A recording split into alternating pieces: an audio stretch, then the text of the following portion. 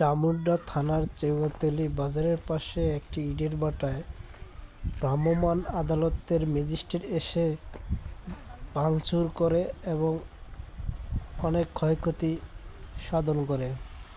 এতে করে অনেক মানুষের কর্মসংস্থান কমে যায় এবং অনেক ক্ষয়ক্ষতি হয়। ঈদকে সামনে রেখে কর্মীদের অনেক ক্ষয়ক্ষতি হয় এবং চাকরি হারায়। এতে খুবই ক্ষতিগ্রস্ত হয় জনগণ।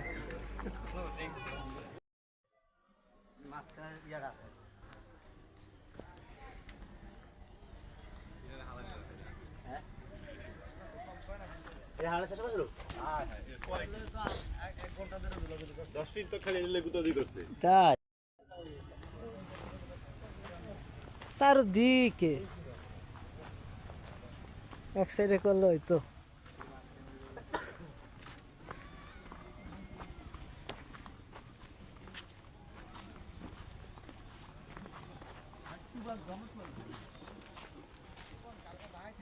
একটু চুলাই আসলে অর্ধেকের বেশি।